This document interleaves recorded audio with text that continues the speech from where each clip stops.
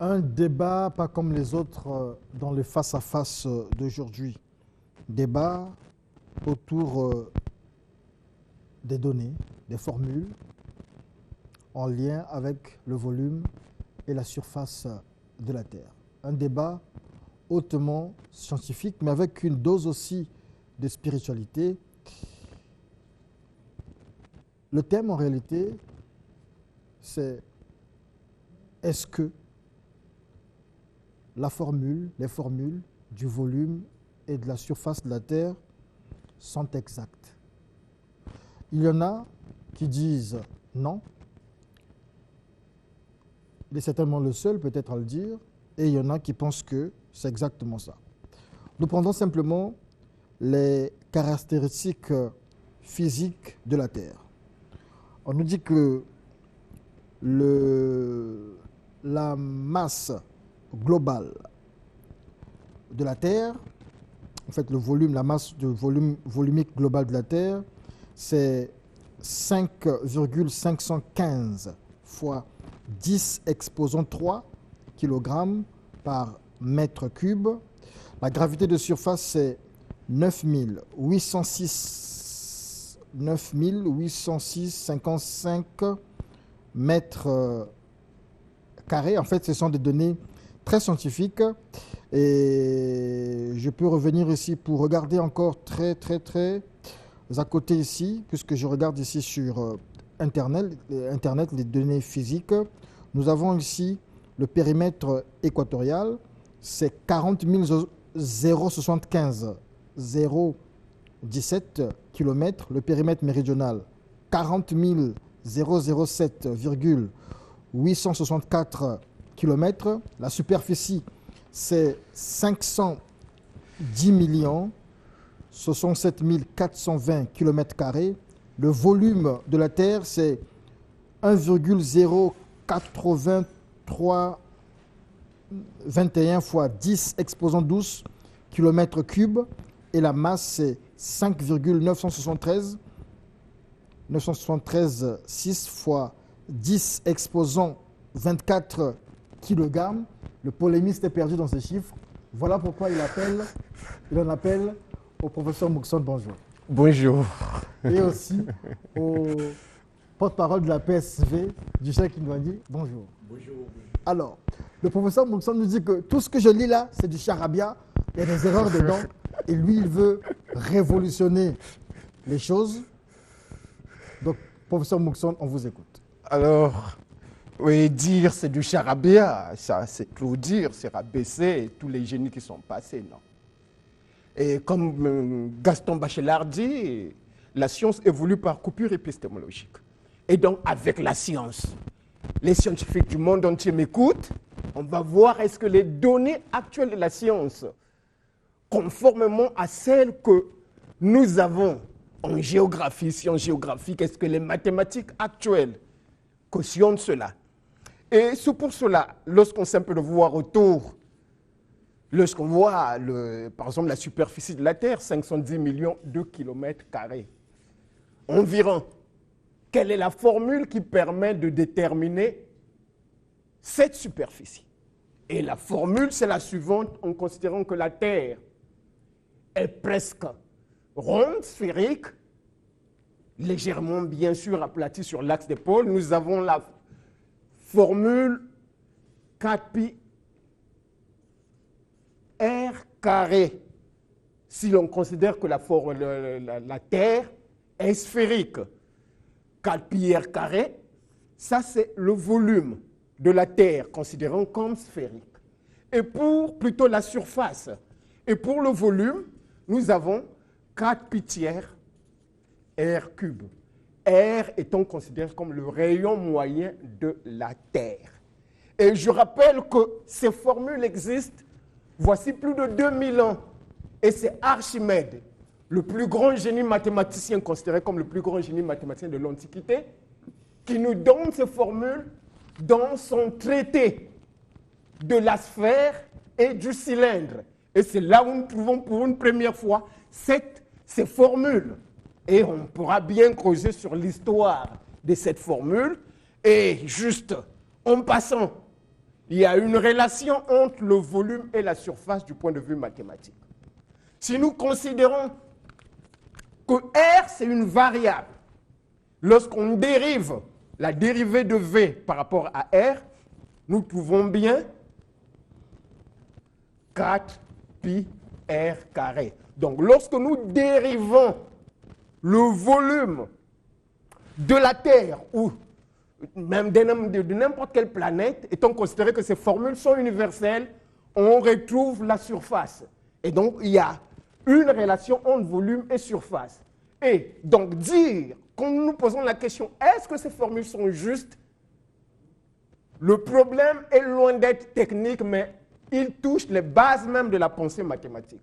Ce n'est qu'un mathématicien, physicien, chercheur ou savant qui a cette possibilité de venir creuser et faire une contre-expertise.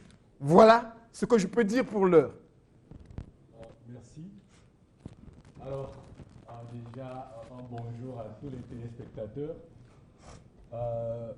Je me trouve un peu en difficulté dans la mesure où le professeur jusque-là n'a pas encore posé la problématique sur la dimension, donc les formules de base qui vont nous permettre de calculer soit le volume, soit la surface.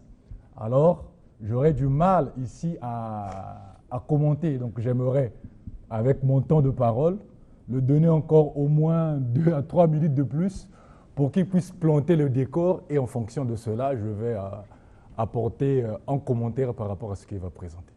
Allez-y, professeur, soyez un peu plus précis pour permettre à Michel Kinoani de réagir.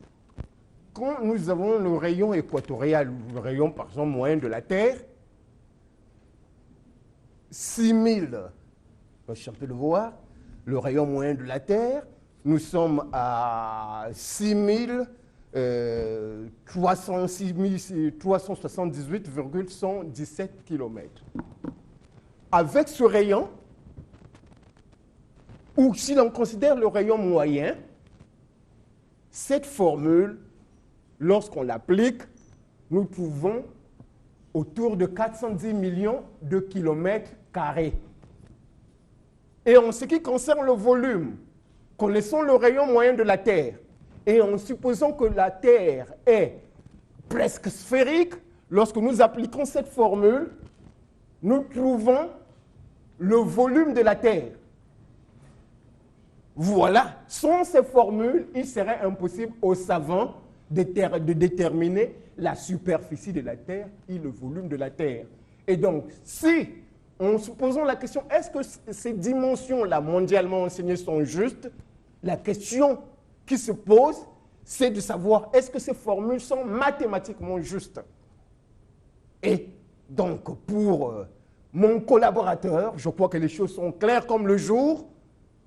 Et le problème, ce n'est pas commenter. Je ne suis pas venu ici juste pour commenter, mais je suis venu parler devant les meilleurs spécialistes de la Terre pour que nous creusions cette formule, nous en faisons une chirurgie. Et je rappelle que ça a été déjà fait devant les experts. Et en posant les questions sur la chirurgie faite, démontrée déjà négative, aucun expert n'a dit le contraire. Et les experts ont dit qu'il faut faire appel aux experts.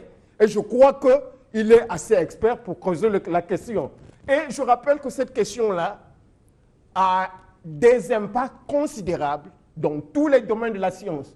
Je rappelle d'abord que la géographie, c'est une science carrefour. Donc, lorsqu'on parle de la géographie... C'est vrai qu'il en est toujours perdu, ou bien il peut, ou bien il peut réagir. Alors, ce que je peux déjà dire d'emblée, c'est ceci. En science, la mesure pose problème. Et lorsqu'on effectue une mesure en science, on doit faire ressortir la notion d'incertitude.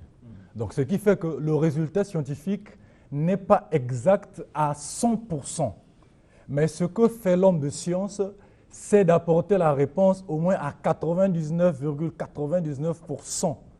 Et les 0,1% qui restent rentrent dans le domaine de l'incertitude. Donc, ce qui revient à dire que n'importe quelle mesure qu'on peut faire, que ce soit la taille, que ce soit la longueur, que ce soit le volume, peu importe ce qu'on calcule, on doit ressortir l'incertitude. Pour celui qui a une règle, il va voir sur la règle qu'il a achetée, le fabricant va toujours mettre des valeurs d'incertitude. Les incertitudes peuvent être dues à quoi? Les incertitudes, si je prends par exemple le cas d'un métal ou d'un objet solide, les incertitudes peuvent être dues au fait de la dilatation des solides. Il arrive par exemple, vous êtes chez vous à la maison lorsqu'il fait très chaud ou très froid, la porte grince ou parfois la porte se ferme normalement. Donc il y a ces notions-là. Maintenant ici, lorsque le professeur dit que les valeurs de la Terre sont fausses, si je vais sur la base de la notion de l'incertitude, alors à ce moment-là, oui, je peux me pencher de son côté, mais tout en sachant que cette valeur est exacte à 99,99%. Alors, sur le problème de la formule du volume d'une sphère, donc qui est 4 tiers de pi r cube, qui ont été démontrés déjà à 4 siècles avant Jésus-Christ par M. Euclide, qui est le premier donc, qui a posé les bases de la géométrie. Alors, M. Euclide est parti en utilisant des méthodes de découpage pour retrouver les formules de la surface. Donc, si je prends un exemple simple, lorsque nous sommes au CM2, on nous a dit que la surface du rectangle, c'est longueur fois largeur. Alors, qu'est-ce qu'on entend par surface? On entend par surface, ce sera enfin pas aisé. Bon, je vais plutôt prendre le volume. Donc, à supposer que ma main, le plat de ma main, soit la surface. D'accord? Alors, pour déterminer le volume, c'est l'espace que va occuper le volume jusqu'à une certaine hauteur.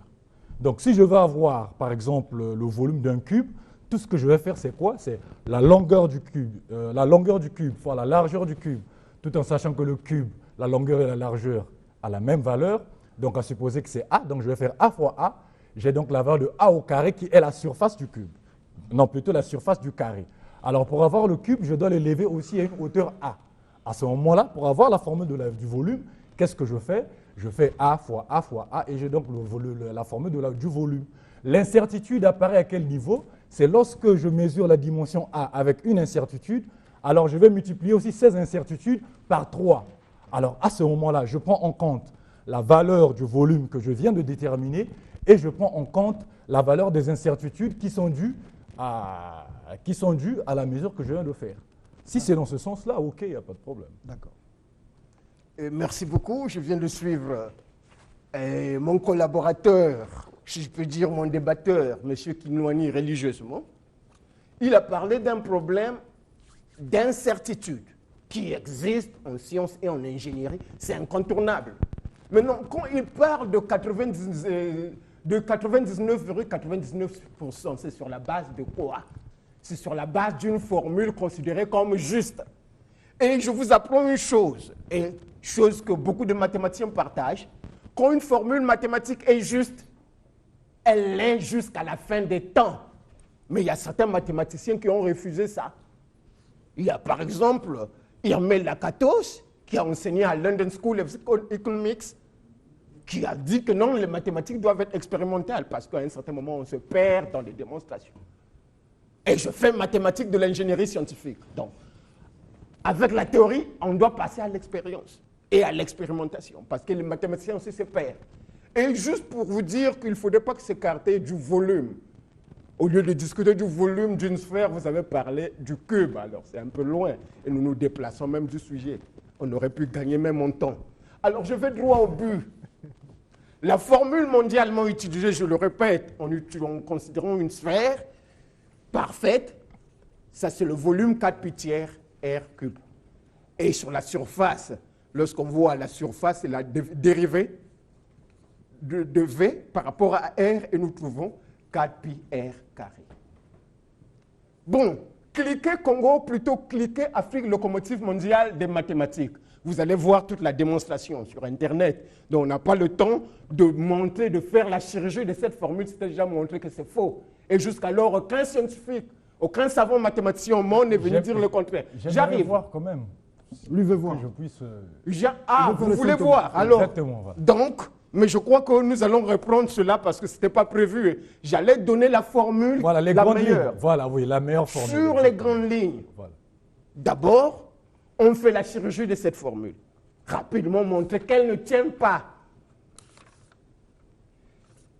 4 pi tiers R cube peut être divisé, plutôt peut être décomposé en 2 pi R cube moins 2 tiers de pi R cube. Lorsque vous faites cette opération, vous gagnez ça. Alors, que représente ceci? Les deux représentent des volumes. Mais qu'est-ce que représente cette valeur? Cette valeur, lorsqu'on sait un peu de voir là, quand nous avons, voici R, moins R, alors, ceci, la partie là, représente le volume d'un cylindre. Juste un rappel, là nous sommes même au collège, volume égale surface multiplié par longueur. La surface c'est pi r carré, et puisque ceci c'est 2r, nous trouvons 2 pi r cube.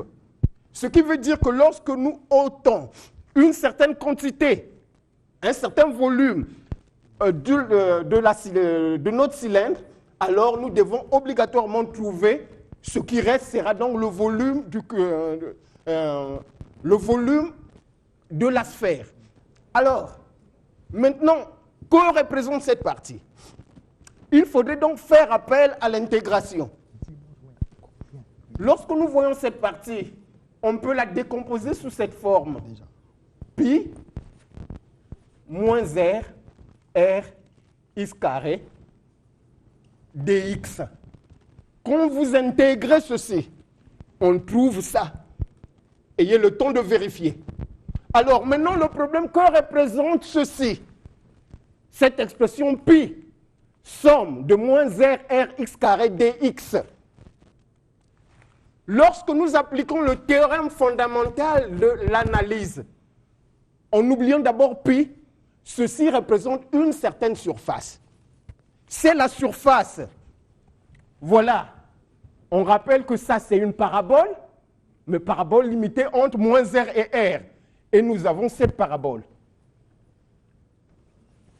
En quelque sorte. Là, c'est suffisant pour que déjà qu'ils réagissent. Non. Il faudrait. Nous avons cette parabole et nous avons une autre parabole renversée. Alors. Parce que le docteur Ben aussi aurait un mot à dire. Donc là, vous pouvez réagir maintenant. Ok. Merci beaucoup. J'aimerais demander l'autorisation du professeur que je puisse utiliser son... Est-ce que je peux? Pas de problème. Alors, le principe, c'est qu'on va sur la base que... Moi, je vais sur la base que ce principe, il est juste. Et je vais aussi partir sur la base du cylindre. Le problème serait que vous en faites une contre-expertise ou l'erreur, pour qu'il n'y ait pas amalgame. Je suis en train de faire, pas une contre-expertise, en fait c'est vous qui faites la contre-expertise de ce qui existe déjà. Je n'invente pas, ce n'est pas moi qui ai découvert cela. Alors, je vais considérer ici un cylindre, donc de rayon qui va avoir le même rayon que la sphère dont je vais déterminer la formule. Et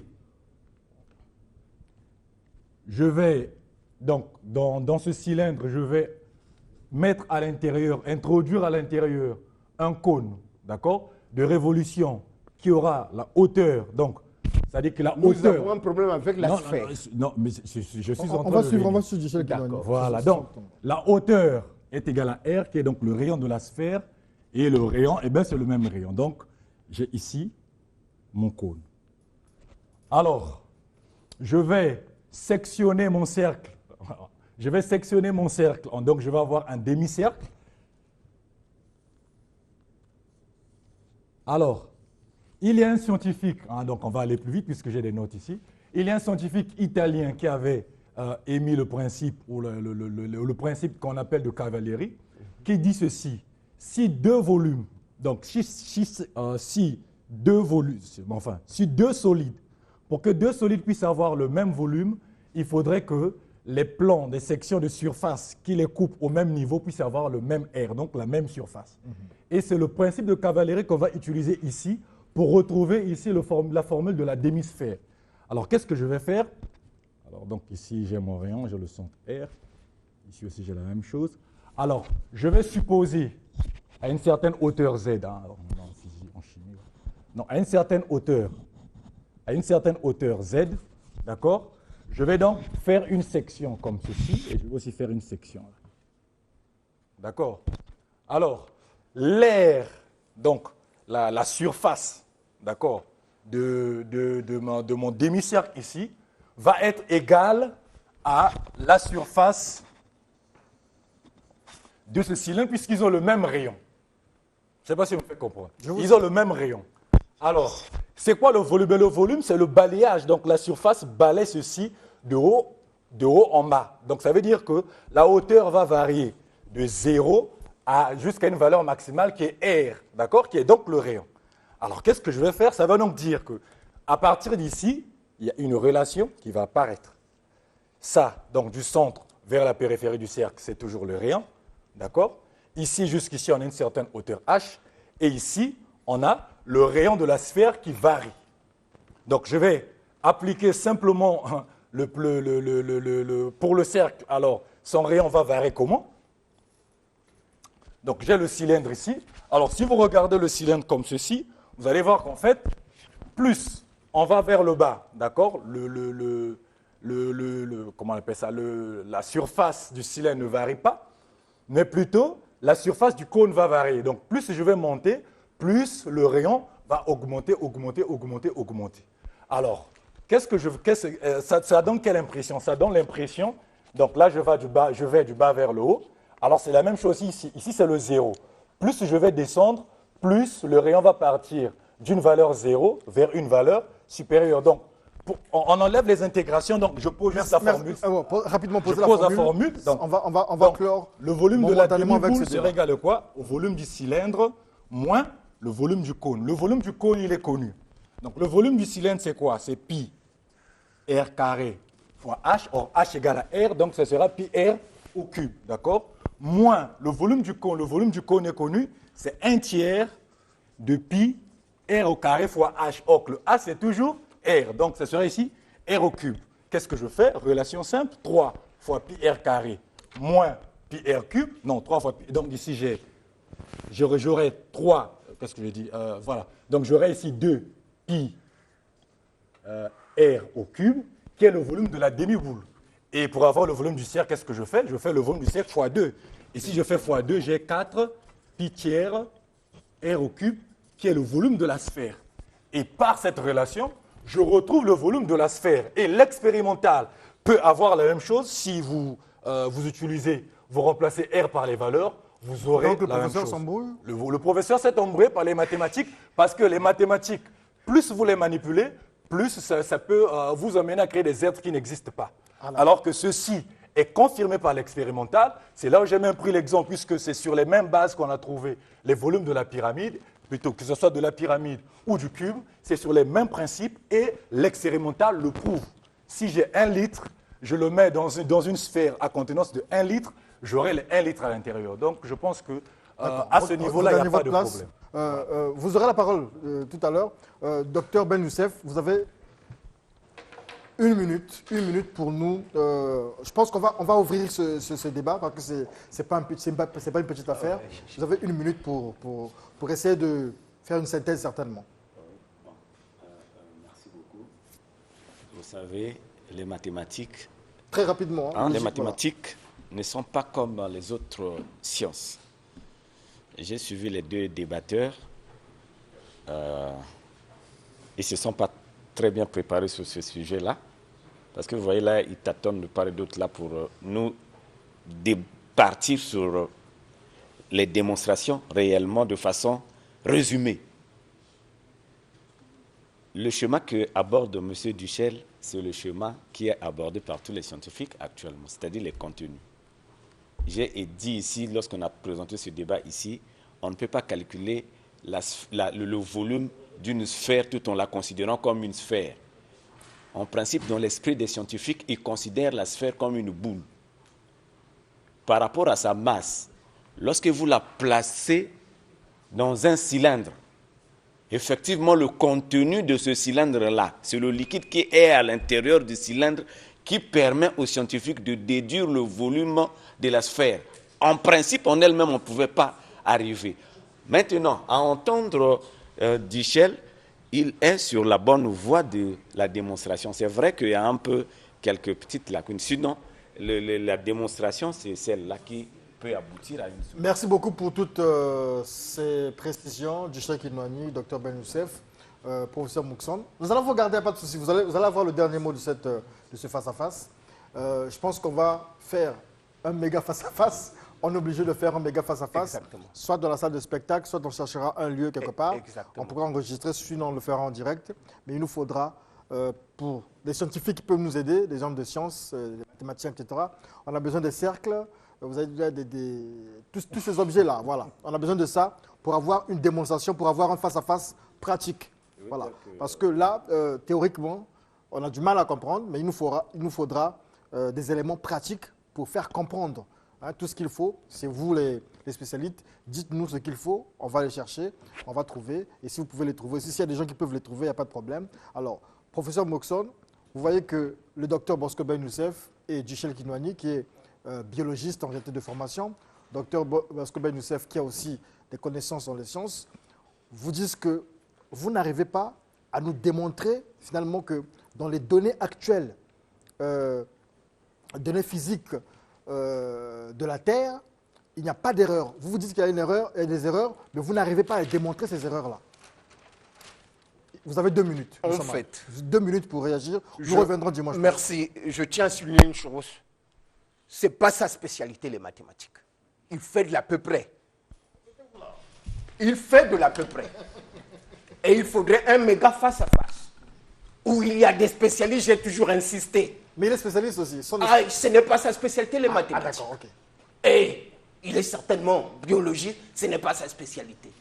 Je tiens à souligner que ce qu'il dit là, c'est un parfait robot. Ce qu'il dit, c'est exactement ce que le docteur Ben Youssef a développé. Mondialement enseigné, c'est ça exactement. Êtes-vous mieux placé que les experts qui ont dit au sujet de la contre-expertise qu'il faut faire appel aux experts? Une question que je vous pose.